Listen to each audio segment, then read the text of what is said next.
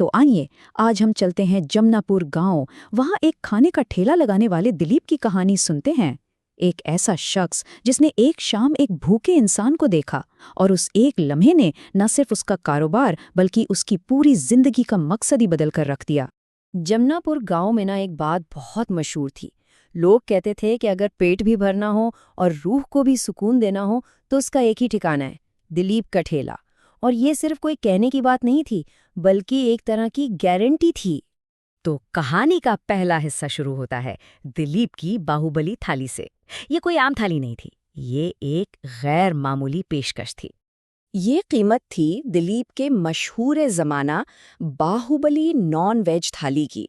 अब कुछ लोगों को ये शायद महंगी लगती हो, लेकिन इसकी एक बहुत ख़ास वजह थी। देखिए, ये एक मुकम्मल दावत थी। इसमें क्या कुछ नहीं था।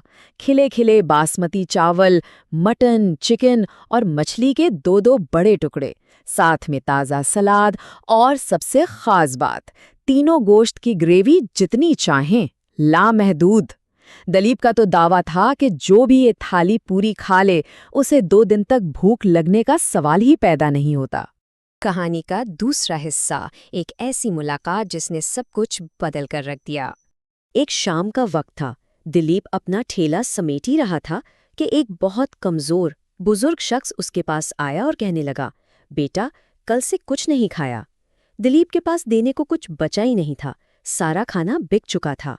फिर दिलीप ने देखा कि वो बूढ़ा आदमी पास एक बिरयानी वाले के पास गया, लेकिन उसने बड़े रूखे अंदाज में जवाब दिया, एक प्लेट 120 रुपए की है, पैसे नहीं है तो जाओ यहाँ से, यहाँ मुफ्त में कुछ नहीं मिलता।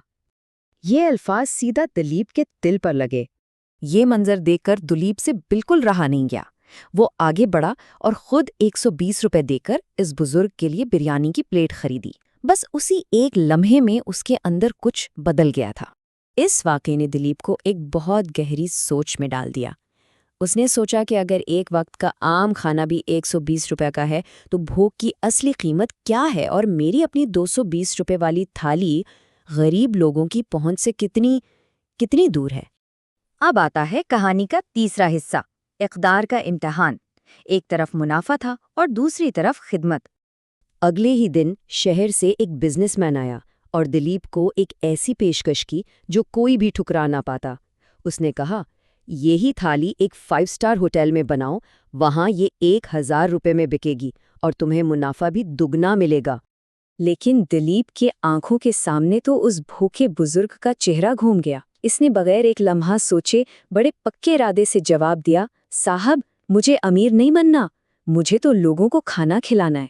इसने फैसला कर लिया था कि लोगों का पेट भरना पैसा कमाने से कहीं ज्यादा अहम है। चौथा हिस्सा, और फिर उसे मिला एक मकामी हल, एक ऐसी दरियाफ्त जिसकी उसे उम्मीद भी नहीं थी। और हल की शुरुआत हुई एक मजबूरी से।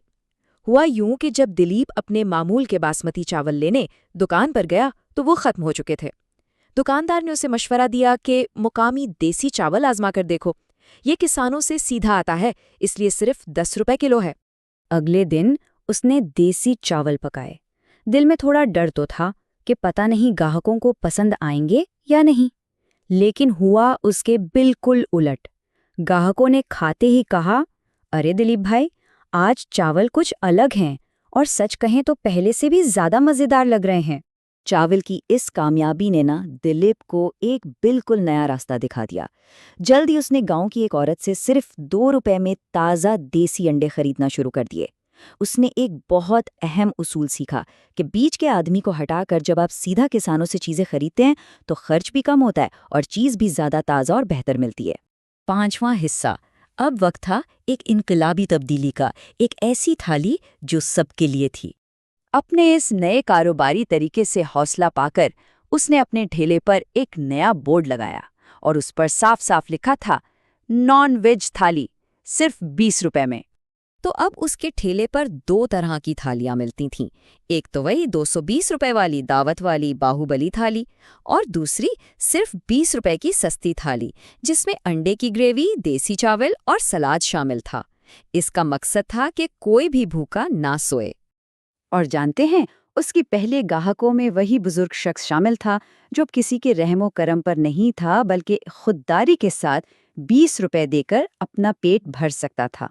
ये मंजर दिलीप के लिए दुनिया की हर दौलत से बढ़कर था। इस शाम जब दिलीप अपनी कमाई गिन रहा था, उसने महसूस किया कि उसके मुनाफे में कोई कमी नहीं आई थी, लेकिन उसकी असल दौलत, उसकी हकीकी कमाई बेहद बढ़ गई थी। उसने सीखा कि असल कमाई पैसों में नहीं, दुआओं में होती है, और ये कि अगर कारोबार मकसद के साथ किया जाए तो वो न सिर्फ मुमकिन है बल्कि कहीं ज्यादा फायदेमंद भी है।